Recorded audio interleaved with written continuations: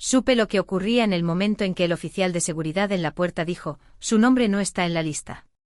Mi padre estaba a solo unos metros de distancia, sonriendo con suficiencia como si hubiera estado esperando este momento toda la noche. «Ni siquiera está invitada», murmuró a un colega lo suficientemente alto para que yo lo oyera. Ese aguijonazo no era nuevo, era la misma herida que había cargado toda mi vida, la niña olvidada, la cara recortada de las fotos, la hija que nunca estuvo a la altura. Mi nombre es Valeria Ortega y esa noche, en el baile de gala de la Armada donde mi familia intentó borrarme para siempre, decidí que entraría llevando la verdad sobre mis hombros, una verdad que nunca más podrían silenciar. La vida militar significaba cajas de mudanza apiladas en garajes y colegios nuevos cada 2 años, Rota, Ferrol, Cartagena, nuestras vidas se medían en destinos y viviendas en las bases navales. A través de todo ello, mi padre se comportaba como el modelo perfecto de oficial de la Armada y se aseguró de que el mundo viera a mi hermano Miguel como el heredero de su legado. Cuando Miguel consiguió su plaza en la Escuela Naval Militar de Marín, el jardín trasero parecía un campo de desfile, banderas alineadas en la valla, los vecinos levantando cervezas y papá brindando como si la victoria ya estuviera asegurada. Yo estaba en un rincón con mi propia noticia, primer puesto en una competición nacional de ciberdefensa, pero cuando lo mencioné, papá no ofreció más que un asentimiento distraído y las palabras: «Eso está bien, pero no es un despacho de oficial». La forma en que la multitud rugió por Miguel y la forma en que mi logro desapareció en el humo de la barbacoa marcó el tono para los años venideros. Lo que más dolía no era la ausencia de aplausos, era el silencio que me decía una y otra vez: «Nunca serás suficiente a menos que encajes en su definición de combatiente». Esa verdad se grabó más profundamente una tarde años después. Acababa de ascender a capitán de corbeta, con las órdenes todavía dobladas en mi bolso, cuando escuché a papá hablando en la cocina con un viejo compañero de barco. «Valeria es lista», dijo, «pero no es una guerrera, no es operativa». No tenía idea de que yo estaba en el pasillo escuchando cada palabra, y ese momento me marcó. No fue la ira lo que se instaló, fue la claridad. Dejé de esperar aprobación y comencé a construir una carrera en las sombras, donde las victorias no dejaban fotografías, donde podía sobresalir sin el peso de sus expectativas. Esa frase escuchada por casualidad se convirtió en la chispa que me empujó a probar, no a él sino a mí misma, que la fuerza no solo se forja en el frente de batalla. 3 días antes del baile, revisé mi correo para la confirmación de asistencia, pero en lugar de confirmado, el mensaje me devolvió una mirada fulminante: «Su reserva ha sido cancelada». Sabía que yo no había cancelado. Lo releí 2 veces, el tono cortés del rechazo retorciéndose como un cuchillo. Más tarde esa noche, mientras revisaba el chat grupal de la familia, abrí un archivo adjunto que no era para mí, era un PDF con el plano de asientos para el baile, nombres perfectamente organizados en letras negritas: mis padres, Miguel, su esposa. Pero mi propio nombre estaba tachado con una línea roja, sin explicación, sin accidente, simplemente borrada. Ese descubrimiento debería haber sido suficiente para hundirme, pero el golpe final llegó cuando escuché lo que incluía el programa. Planeaban mostrar un vídeo homenaje titulado «El legado Ortega». Curiosa e inquieta, rastreé un borrador preliminar. Fotograma tras fotograma rodaban por la pantalla: papá con su uniforme de gala, Miguel con su uniforme de la academia, vacaciones familiares, ascensos, desfiles. Pero cada foto donde yo alguna vez estuve había sido recortada, ajustada o desvanecida por completo. Era como si nunca hubiera existido en la historia de nuestra familia. Eso no fue un error, fue una reescritura deliberada. No solo me habían excluido del plano de asientos, me habían editado fuera de la historia familiar. Sentada en mi coche con el vídeo reproduciéndose en mi teléfono, el frío de la traición caló más hondo que el viento del puerto afuera. Esto no era negligencia, era intención, y la intención exigía una respuesta. Me acomodé en un rincón del salón del hotel, el bajo zumbido de la conversación a mi alrededor mezclándose con la música tenue que se filtraba desde el salón de baile. A través de la pared de cristal podía ver filas de uniformes entrando, zapatos lustrados reflejando la luz de los candelabros, medallas y condecoraciones brillando bajo las luces. El aire mismo parecía llevar un ritmo de orden y pertenencia, uno que me habían dicho una y otra vez que no me incluía. Mientras ajustaba mi asiento, un hombre mayor vestido de civil, pero con el porte inconfundible de alguien que ha vivido toda su vida uniformado, se detuvo frente a mí y presionó algo pequeño y pesado en mi palma, una moneda de desafío grabada con la insignia de la Fuerza de Guerra Naval Especial. Su voz era ronca y firme: «El muchos de la unidad aquí esta noche, mantén la cabeza alta». Luego siguió adelante antes de que pudiera responder, dejándome con el peso frío de la moneda ardiendo contra mi piel. Desde el interior del salón de baile, el sonido amortiguado de una prueba de micrófono llegó al salón. Capté al maestro de ceremonias ensayando líneas. Todos los oficiales Ortega a la primera fila. Mi padre, mi hermano, sus nombres resonaron en el pase de lista, el mío estaba notoriamente ausente. No fue un descuido, me habían eliminado del guión como si nunca hubiera llevado el uniforme. La puerta se abrió de nuevo y un suboficial mayor de la Fuerza de Guerra Naval Especial pasó con pasos firmes y decididos. Por un momento sus ojos se clavaron en los míos, firmes, evaluadores, y redujo la velocidad lo suficiente para dejar que el reconocimiento parpadeara en su mirada, luego, sin decir palabra, continuó por el pasillo. El silencio en esa pausa llevó más peso que cualquier saludo, él sabía algo, o al menos sospechaba. Cerré mis dedos alrededor de la moneda hasta que sus bordes estriados se clavaron en mi palma. Por primera vez en toda la noche sentí que algo cambiaba dentro de mí, no era consuelo exactamente, sino una fuerza tranquila, como una señal en la oscuridad de que alguien, en algún lugar, ya podría saber la verdad. Y sin embargo, a través del cristal pulido, todavía podía escuchar las risas, la charla, las líneas ensayadas de un programa donde yo había sido borrada del guión mucho antes de que llegara el primer invitado. La sala de recepción familiar olía levemente a vino y madera pulida, sus paredes forradas con fotos enmarcadas de antiguos oficiales al mando. No había planeado quedarme allí, pero al doblar una esquina me encontré cara a cara con las dos personas que habían definido la noche, mi padre y mi hermano. Hablé antes de que cualquiera pudiera despedirme, vine a felicitarlos a ambos, no estoy aquí para competir. Mi voz era firme, tranquila, pero aterrizó como un desafío en el aire pesado. La respuesta de mi padre fue inmediata, cortante y fría: elegiste los ordenadores, no el combate, aquí fuera no hay asiento para los de afuera. No levantó la voz, pero sus palabras cortaron con la certeza de alguien que las había ensayado 100 veces. Miguel se movió incómodo con los ojos yendo de mí a nuestro padre, finalmente se inclinó más cerca, su voz más baja, incierta: fue ella cambió tu confirmación, mamá no quería el alboroto, pensó que sería más simple. El significado golpeó con el peso del acero, mi madrastra, la que siempre me había sonreído demasiado brillantemente, había entrado en el sistema y silenciosamente había cambiado confirmado por cancelado. Volví mi mirada a mi padre, buscando negación, indignación, pero no ofreció ninguna, solo una larga exhalación, hombros pesados con resignación. Todo funciona mejor cuando no estás en la foto. La habitación quedó en silencio después de eso, el tipo de silencio que no deja espacio para la protesta. Sentí el peso de la moneda todavía en mi bolsillo, las crestas presionando contra mi muslo, como recordándome que mi verdad no necesitaba ser gritada en esta habitación para ser escuchada, así que salí sin decir otra palabra. Mi corazón cargaba el moretón de la traición, pero mi mente ya se estaba afilando, no necesitaba discutir, no necesitaba rogarles que me reconocieran. Cuando llegara el momento, la propia Armada hablaría por mí y hablaría más fuerte que cualquier brindis o vídeo homenaje jamás podría.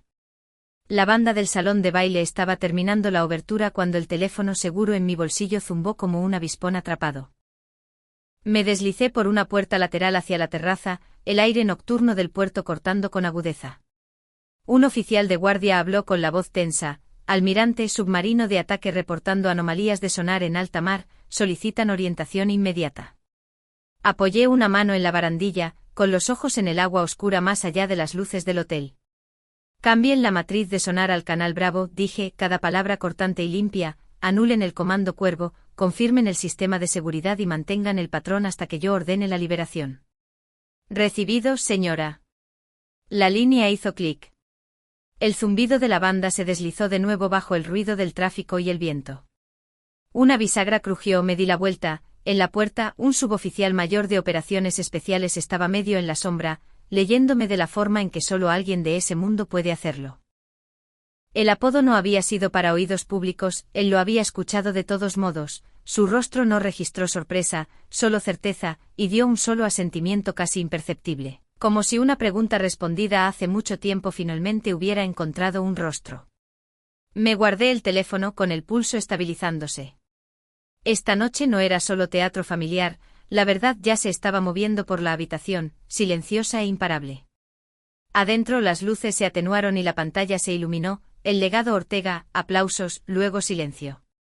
Las imágenes rodaron, días de entrega de despachos, ceremonias de cambio de mando, navidades borrosas con espumillón y uniformes de gala blancos.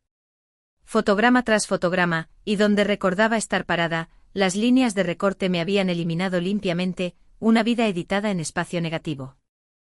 Desde la esquina donde se agrupaban las mesas de la unidad de operaciones especiales, se levantó un murmullo. «¿No falta alguien?», dijo una voz, baja pero potente. Las sillas se movieron, algunas cabezas se giraron, escaneando la habitación en lugar de la pantalla. Sus ojos me encontraron en la última fila. El reconocimiento pasó entre nosotros como una señal manual. El vídeo terminó con aplausos corteses. El maestro de ceremonias subió con la sonrisa fija. «Todos los oficiales Ortega, por favor pasen al frente». Alisé la línea de mi cuello y sentí el peso asentarse en mis hombros, sólido como la verdad. La habitación se estrechó a un pasillo y el clic medido de mis tacones en el suelo pulido. Sin discursos, sin acusaciones, solo movimiento. Salí de las sombras hacia la línea central, el tipo de caminata que haces cuando la discusión ya ha terminado y has elegido dejar que los hechos lo digan todo. El maestro de ceremonias acababa de levantar la voz sobre el silencio del salón de baile. «Todos los oficiales Ortega», comenzó, las palabras ensayadas, pulidas, destinadas a coronar la narrativa familiar que me había borrado de sus páginas. Pero antes de que la frase pudiera aterrizar, un comando detonó a través del salón, profundo e inquebrantable: «Almirante Cuervo, primera fila». La voz del suboficial mayor llevaba la autoridad de los campos de batalla, no de los banquetes. Las sillas se arrastraron al unísono, un trueno de madera y metal sobre el suelo pulido. En menos de un latido, 300 efectivos de la Fuerza de Guerra Naval Especial estaban de pie, un muro de reconocimiento silencioso levantándose en perfecta formación. Las filas se partieron limpiamente, dejando un pasillo abierto desde el fondo de la habitación directo a la primera fila. Di un paso adelante, el clic de mis tacones resonando como un metrónomo por los años que intentaron cortarme de la foto. Cada paso llevaba el peso de los cumpleaños perdidos, las fotografías recortadas y las invitaciones retiradas silenciosamente. No necesitaba hablar, el sonido de la disciplina, el rugido de la tradición moviéndose para hacerme espacio decía más que lo que las palabras jamás podrían. Mi padre se congeló en medio del brindis, con la copa suspendida, los ojos muy abiertos y sin parpadear. La cara de mi madrastra se puso pálida, el triunfo que había llevado toda la noche colapsando en silencio. Miguel bajó la cabeza, con los labios temblando como si las palabras lo hubieran abandonado. El pasillo se ensanchó mientras los operadores mantenían su postura, hombros cuadrados, medallas brillando bajo los candelabros. Su presencia no era cortesía, era testimonio, sabían quién era yo, lo que había hecho, las llamadas que había hecho que los habían llevado a casa vivos. En el frente el maestro de ceremonias titubeó, su guión disolviéndose en sus manos, tragó saliva, el micrófono temblando ante sus labios. «Damas y caballeros», su voz se quebró, luego se estabilizó con reverencia, «Contraalmirante Valeria Ortega». Los aplausos rodaron por la habitación, dispersos al principio, luego aumentando, pero no importaba. El verdadero momento ya había sucedido. El reconocimiento no estaba en los aplausos, estaba en la disciplina de 300 guerreros que habían elegido ponerse de pie en un ritual indiscutible que reescribió la historia allí mismo en el suelo del salón de baile. Me senté en el espacio que habían abierto para mí, con los hombros cuadrados bajo el peso de las estrellas. Por primera vez en una vida de ser empujada a un lado, no había error. El silencio, la postura, el trueno de esas sillas deslizándose hacia atrás juntas, ya habían declarado la verdad más fuerte que cualquier legado familiar. Cuando el programa terminó y la multitud comenzó a dispersarse en grupos de conversación, me levanté de mi asiento y crucé el suelo pulido. La tensión en mi pecho ya no era ira, era certeza. Mi madrastra estaba cerca del frente, sus perlas atrapando la luz, su sonrisa congelada como si todavía intentara mantener la noche unida. Me detuve justo frente a ella, mi voz era calmada, uniforme, casi gentil: «Dejarás de reescribir la verdad a partir de ahora». Sus ojos bajaron, los hombros tensándose, y por primera vez en toda la noche, el triunfo en su postura colapsó. No discutió, no protestó, solo apretó los labios en una línea fina, como si el silencio fuera el único escudo que le quedaba. Antes de que el momento pudiera durar demasiado, una figura se interpuso entre nosotras. El suboficial mayor que había llamado al orden a la sala antes puso algo pequeño y pesado en mi mano. Estaba frío contra mi palma, el grabado inconfundible, una moneda de desafío con las palabras «Marea del Cuervo». Su voz era tranquila pero llevaba el peso de hombres que habían visto la muerte y regresado. Nuestro equipo le debe una vida, dijo, tal vez más de una. Cerré mis dedos alrededor de la moneda, las crestas presionando profundamente en mi piel. La gratitud no era algo que esperaba, pero en ese instante quedó claro, los hombres que importaban ya lo sabían. La habitación se había vuelto inquieta, los invitados comenzaban a recoger abrigos y copas, pero caminé directamente al podio y me paré detrás del micrófono. El maestro de ceremonias me miró nerviosamente inseguro, pero levanté una mano, no necesitaba su permiso. Hablé por menos de 90 segundos, no recontaré medallas ni listaré operaciones, esta noche no se trata de mí, se trata de las personas que mantienen viva la lucha pero rara vez son vistas, los ingenieros que reparan un sistema antes de que falle, los médicos que estabilizan una mano sangrando en silencio, los analistas de inteligencia cuyo trabajo salva vidas sin ser nombrados jamás, los equipos de logística que mueven montañas sin aplausos. Estas son las victorias invisibles que mantienen unida a esta armada. Dejé que las palabras colgaran, sin apresurarme a llenar el silencio. Este uniforme no solo se usa bajo los focos, también se usa en las sombras, y esas sombras merecen ser honradas.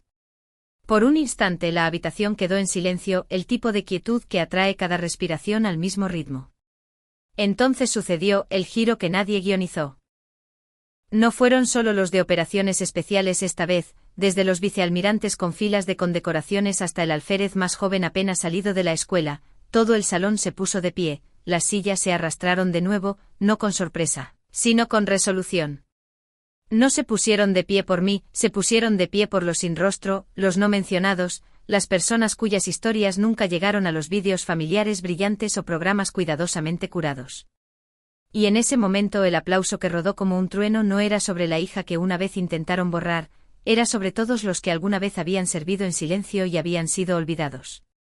La ovación creció y di un paso atrás del podio, la moneda de desafío todavía en mi mano, se sentía diferente esta vez, como si el peso de los años se hubiera desplazado de mis hombros a la habitación misma. Por primera vez el reconocimiento no apuntaba a mí como una excepción, se lanzaba ampliamente donde siempre había pertenecido. Meses después, conducía por las calles familiares, el aire invernal lo suficientemente afilado para picar mis mejillas mientras entraba en la entrada de la casa de mi padre. La casa de ladrillo parecía sin cambios, pero sabía que algo adentro había cambiado. Cuando entré en la sala de estar, lo primero que vi fue la vitrina, las fotografías y medallas que una vez habían sido cuidadosamente organizadas para resaltar solo el camino de Miguel ahora contaban una historia diferente. Mi medalla con cinta estaba en el estante central, posicionada junto al retrato de la Academia de Miguel. Sin espacios vacíos, sin marcos editados. No fue un gran anuncio, pero fue una prueba innegable, alguien me había puesto de vuelta donde pertenecía. La cena tuvo un tono diferente esa noche, la mesa que tan a menudo había estado llena de silencio o charla cortés de repente estaba viva con preguntas. Mi padre, que una vez despreció todo fuera del combate, se inclinó hacia adelante y preguntó con tranquila sinceridad, ¿cómo funciona realmente? ¿Liderar equipos dispersos por los océanos? Su voz no era escéptica por primera vez, era curiosa. Mi madre escuchaba atentamente, asintiendo como si cada detalle importara. La atmósfera era más suave, cautelosa tal vez, pero real. Miguel se sentó frente a mí, su tenedor descansando contra su plato, sus ojos evitando los míos hasta que finalmente habló. Pasé toda mi vida tratando de mantenerme por delante de ti, admitió, su tono más vulnerable de lo que jamás había oído. Pero la verdad es que nunca pude, y me he dado cuenta de que no necesito hacerlo. Sus palabras no estaban cargadas de derrota, sino de alivio, como si dejara una carga que había llevado demasiado tiempo. Sonreí no con triunfo y no con amargura. No se trataba de ganar, se trataba de respirar finalmente sin el peso de la comparación. Les conté lo que pude y tracé una línea alrededor de lo que no podía. Algunas historias siempre permanecerían encerradas bajo clasificación de seguridad bajo la sombra del nombre Cuervo. Dejé claro ese límite y por una vez, nadie presionó más allá de él, asintieron, aceptando el silencio como parte de la verdad. Más tarde esa noche me deslicé de nuevo en mi coche, los faros cortando un camino estrecho a través de la oscuridad. Mientras cruzaba el puente la radio crepitó con una actualización de noticias, un submarino había regresado a salvo a puerto después de una patrulla exitosa. Apreté el volante, el zumbido del motor constante bajo mis manos. Las palabras no eran para mí, pero sabía que las huellas silenciosas de mi trabajo estaban en algún lugar de ese éxito. No necesitaba un titular, un brindis, o incluso la medalla brillando en la vitrina de mi padre. El mayor reconocimiento ya había llegado la noche en que entré en el salón de baile con el uniforme de gran gala blanco, las estrellas de almirante en mis hombros, sin pedir permiso a nadie para existir. Mi familia solo ahora estaba aprendiendo a poner la verdad de vuelta en su lugar legítimo, pero para mí la verdad nunca había esperado por ellos, siempre había sido mía para cargarla.